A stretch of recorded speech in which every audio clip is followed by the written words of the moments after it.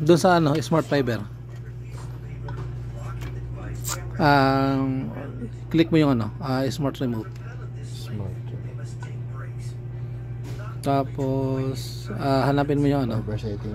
Yan. Single mode. Yan.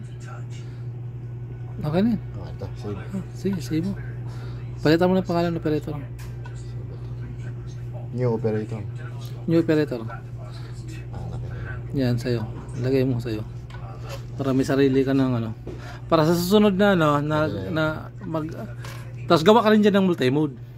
Sa ano, sa under sa pangalan mo. Ayan. So, ayan, single mode na, di ba? Ayan, i-click mo. So, susunod gawa ka ng multi-mode para mabilis. Wag na dun. Okay na pala. Okay ka na eh. Ayan na.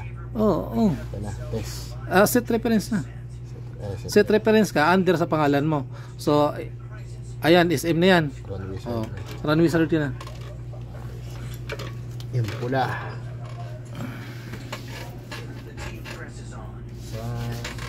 Out.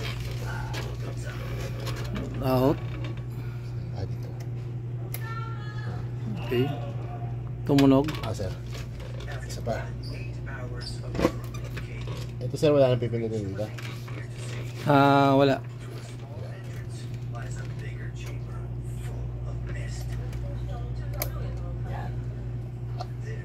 Ay dapat ipunta ilagay mo muna siya sa ano, sa remote. Remote. Punta ka sa tools. Tapos main as remote. Yan. Tapos next. Next na. Ayan, sundin mo lang yung sinasabi niya.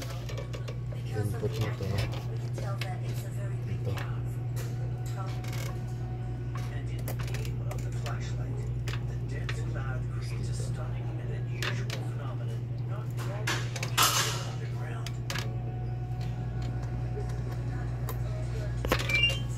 Ayan, tumunog na. Ano siya? Set reference.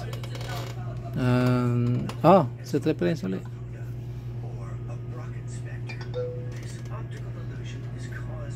Reference set. The loss of additional jumpers. Next. Ano sabi? Sige, next mo lang. Ayan, tatanggalin. Yun.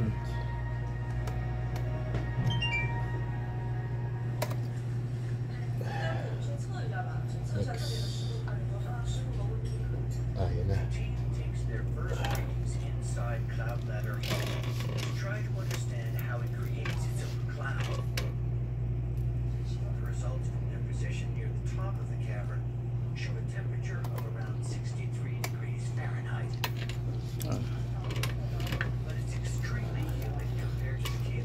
Ito na rin naka-live tayo.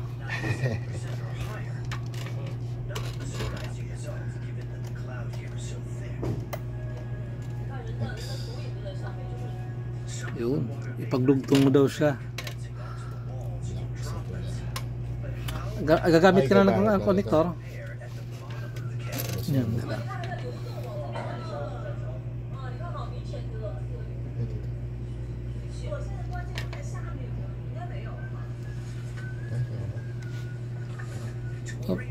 Hindi ba baliktad? Tingnan mo yung ano. Yan, ganyan. Tama yan. Sige, tulak mo. Tutunog yan.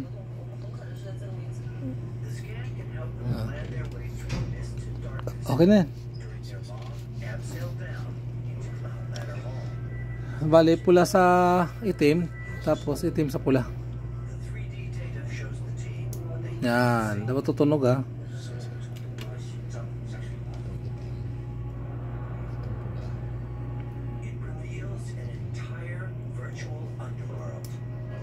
Yan.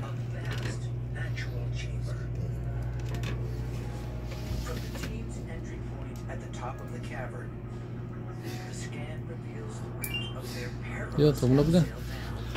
Sige, PRC verification.